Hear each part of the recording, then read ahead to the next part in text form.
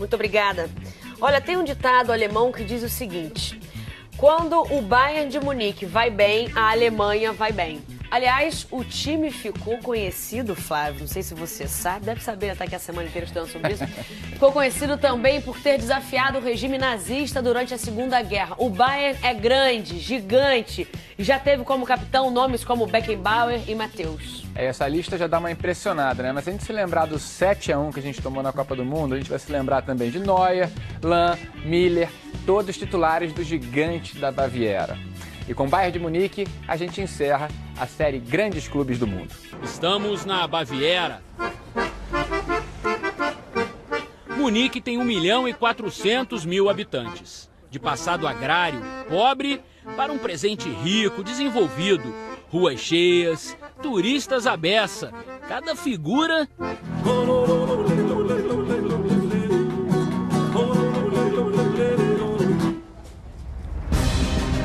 Tradição e vanguarda estão presentes na cidade e, claro, no maior clube do país, um dos maiores do mundo.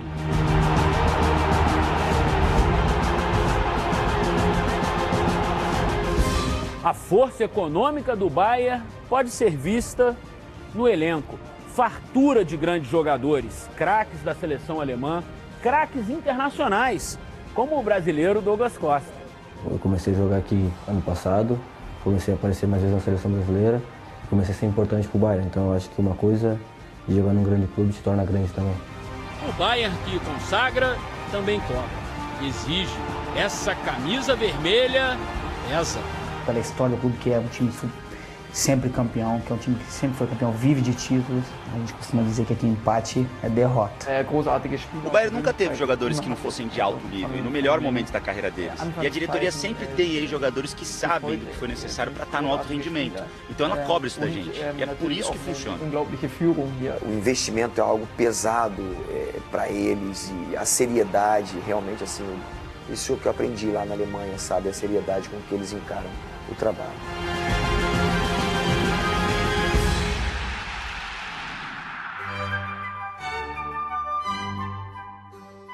A seriedade e a disciplina contribuem para essa mentalidade vencedora. Uma rápida olhada na galeria de taças e a gente percebe que a sede por títulos é tão grande quanto aquela tradicional sede durante a Oktoberfest. Mas para que hoje os ídolos do presente possam se divertir e o Bayern exibir tantas conquistas, foi preciso que existisse um outro herói, nem um pouco famoso no mundo do futebol. Troféus em caixas de madeiras. Não é cenografia, são troféus originais.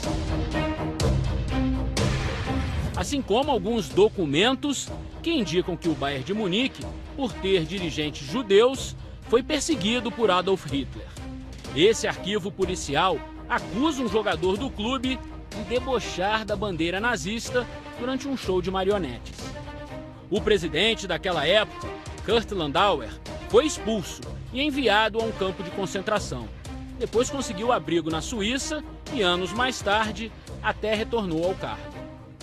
Após o primeiro título nacional em 1932, o nazismo praticamente obrigou o Bayern a fechar as portas. Vários atletas, enviados aos campos de batalha como soldados, morreram. Mas esse homem, Konrad Heidkamp, não permitiu que as conquistas caíssem nas mãos dos comandados de Hitler. O exército confiscava qualquer objeto de prata. Por isso, ele enterrou os troféus. E hoje, graças à coragem e perseverança do primeiro capitão campeão do Bayern, todo mundo que visita o museu aprende por que carregar a braçadeira por aqui tem tanto valor. Para mim é uma grande honra ser capitão de uma equipe como o Bayern de Munique, principalmente porque eu sou sucessor de capitães históricos e poder seguir os passos deles é incrível.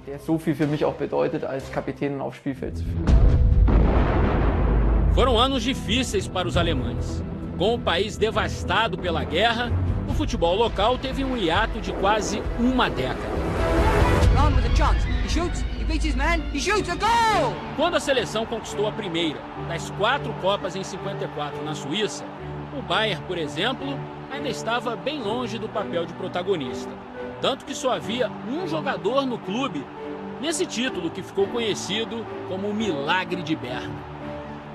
Na verdade, apenas na temporada de 66-67, já com o campeonato nacional sendo administrado por uma liga profissional, a Bundesliga, o gigante da Baviera despertou definitivamente. Mas foi o título conquistado em 69 que marcou o início da primeira Era Dourada. Uma grande geração recheada de nomes inesquecíveis. Sepp Maier, um dos maiores goleiros de todos os tempos. Paul Breitner, lateral, volante, fez gols em 2 finais de Copa, 74 e 82. Gerd Müller, ou Torpedo Miller, marcou 14 gols na história das Copas e só foi superado em 2006, quando Ronaldo chegou aos 15. E mais recentemente, em 2014, por Klose, que alcançou 16 gols em mundiais. E acima de todos, Franz Beckenbauer, craque e líder. O Kaiser foi o maior capitão na dinastia de grandes capitães do Bayern, um ícone alemão. Com eles, a equipe foi tricampeã europeia consecutivamente, 74, 75, 76. Vitórias sobre o Leeds da Inglaterra, Atlético de Madrid da Espanha, Saint-Étienne da França. Ganhou um título mundial em cima do Cruzeiro. Somou mais 4 campeonatos alemães na década de 70. Na época, o Bayern ainda teve 7 jogadores, quase todos titulares na seleção alemã da Copa de 74.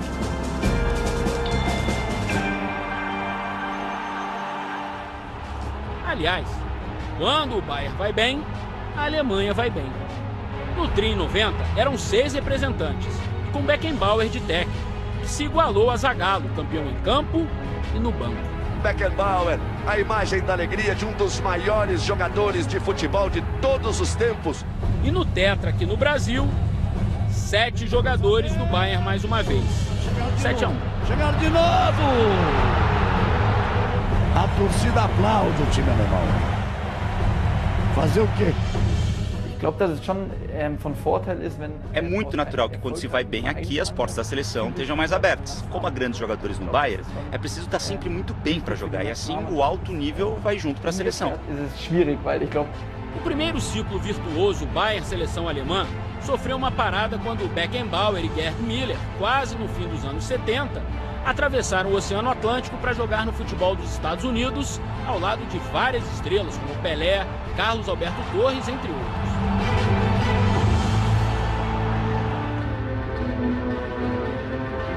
O Estádio Olímpico de Munique, palco de tantas e tantas vitórias, precisava de uma nova geração, de uma nova máquina, de uma nova orquestra.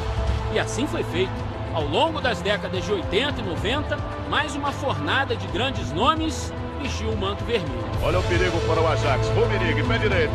Grande toque de Rummenigge. Rummenigge, segundo maior artilheiro do clube com 217 gols. Atualmente presidente do Bayern, Stefan Effenberg. Lothar Matthäus, capitão da Alemanha na Copa de 90. Mehmet Scholl. Klinsmann, um dos grandes atacantes dessa época. Klinsmann no toque de cabeça. Fez o desvio e gol. Oliver Kahn, goleiraço, melhor da Copa de 2002, mas que deu uma mãozinha pro Ronaldo. Bateu pro gol. Oliver Kahn, Ronaldinho bateu. Gol! Ronaldinho, número 9. Que Oliver Kahn, que nada, bateu o goleiro alemão. Alguns deles, Lan viu de perto, como Gandula. Quando eu comecei a jogar no clube nas divisões de base, com 12 anos, eu pedi para ser Gandula, para ver os meus ídolos, Marcus Babbel, Oliver Kahn, Mehmet Scholl. Mas o Bayern gigante, o Bayern vermelho, sempre teve atração pelo verde e amarelo. De 91 para cá, foram 12 representantes do nosso futebol. Atualmente são 2, Douglas Costa e Rafinha. Realização de um sonho que eu tinha, né, de jogar virar um primeiro atleta profissional e depois chegar num clube grande, né, um dos maiores clubes do mundo e triunfar. A gente sabe da grandeza que é aqui na Alemanha, né? Mas assim, no mundo, a marca do Bayern, o nome Bayern de Munique é muito forte. Bernardo e Mazinho Oliveira foram os primeiros. Zé Roberto tem muito prestígio. 3 campeões mundiais pela seleção. Lúcio, Paulo Sérgio e Jorginho também estão nessa relação. Desde a minha época, se tratando de Alemanha, e pensando também, fazendo uma comparação com o Brasil, eu nunca havia visto um clube tão sério, tão minucioso nos detalhes, nas decisões. Dante e Luiz Gustavo são 2 casos curiosos. A camisa vermelha os revelou para nós brasileiros. Eles eram desconhecidos, chegaram à Copa de 2014, estavam em campo no vexame contra a Alemanha de vários amigos de Bayern. Certamente ouviram muitas piadas sobre aquela goleada no clube e nas ruas de Munique. Aliás, lembra do nosso amigo? 7-1.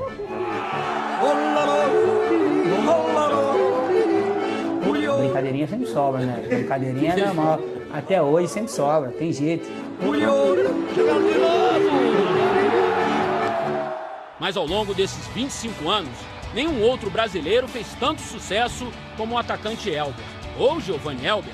Surgiu jovem no Londrina, foi comprado pelo Milan, não jogou na Itália, fez carreira na Suíça até chegar ao Stuttgart e aparecer na Europa. O Bayern não deixou passar.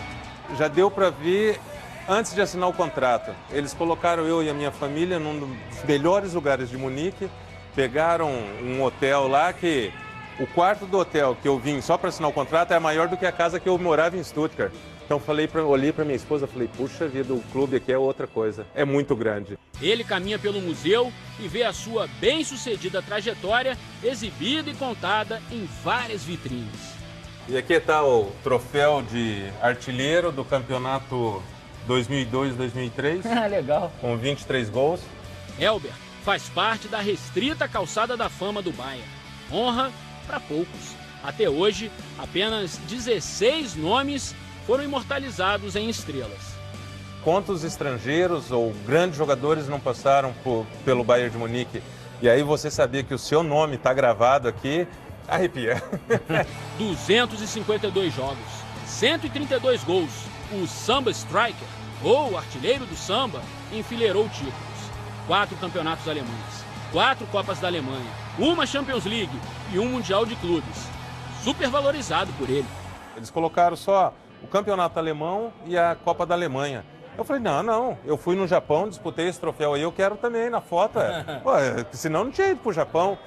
Aí eles trouxeram e tal, eu falei, não, no Brasil, na América do Sul, é muito importante ganhar um título desse. Elber e os troféus. Um caso de amor. Eu acho que foi o único que aconteceu com a gente em Milão depois da conquista. A conquista. Champions League de 2001, decisão contra o Valência no estádio San Siro em Milão.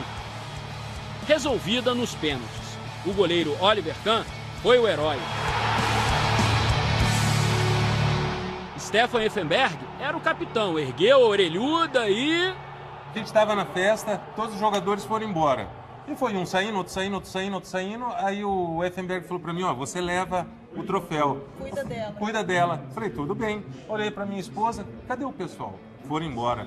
Falei, meu Deus do céu, saímos com o troféu na rua, aí tô lá e nada de passar um táxi, sentamos na calçada, no meio-fio, sentamos ali na calçada, aí nisso... Vocês dois e a taça. E a taça.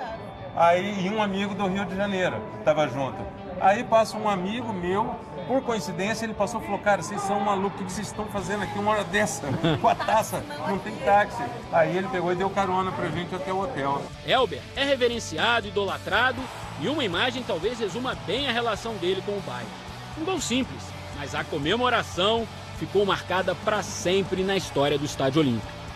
Eu vi o tapete ali no chão, eu rolei, só que depois para sair do tapete, ainda o centroavante ali era um grandão, um Castanhan, que ele subiu em cima e pau, pau, pau, bateu. Aquilo veio areia na minha boca, no olho, sai daqui, me solta, me solta.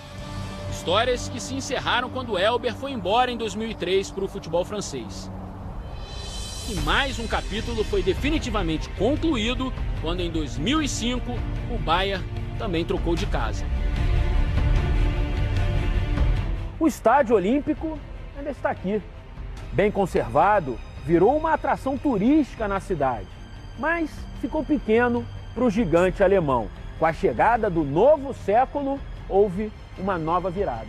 E uma nova era se iniciou aqui, na bonita e imponente Arena de Munique.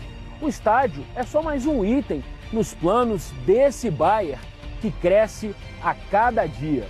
Desde que se mudou para cá, o clube alemão vem se consolidando como uma grande potência mundial e com um futuro brilhante pela frente.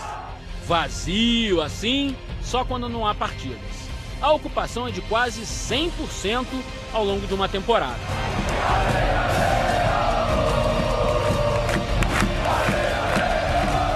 Mais gente, mais dinheiro, mais investimento, mais craques, time melhor, mais títulos e mais gente querendo ir ao estádio, fazendo a roda girar. É uma potência mesmo, uma máquina. Nas últimas 10 edições da Liga dos Campeões, o Bayern foi 3 vezes semifinalista, 2 vezes vice-campeão e 1 vez campeão. Ou seja, em uma década, esteve 6 vezes entre os 4 melhores. Todos os jogos é como se fosse o jogo mais difícil do mundo, porque todo mundo quer ganhar do Bayern. Ir bem contra o Bayern, certeza que depois tá empregado, né? A estrutura forte e o investimento pesado na formação de talentos atraíram o técnico mais famoso do mundo. Pep Guardiola, depois de sair do Barça e de um ano sabático, foi contratado. A ideia era repetir na Baviera o sucesso da Catalunha. A missão ficou incompleta. O futebol bonito, de muitos gols e posse de bola, rendeu um tricampeonato alemão, um bicampeonato da Copa da Alemanha, uma Supercopa da UEFA e um Mundial de Clubes. Mas ficou faltando uma Liga dos Campeões. Foram 161 jogos e impressionantes 121 vitórias. Está acostumado sempre a ganhar, então acho que essa é a mentalidade dos alemães. Então tu empata, já fica aquela... E aí? Mas acho que aqui dentro da normalidade. A gente não perde nem empata tanto, então não tem aquela crise que tem no Brasil. Então, no próximo final de semana o Bayern ganha e aí volta tudo normal. Costa went for goal and found it. Douglas Costa for Bayern Munich.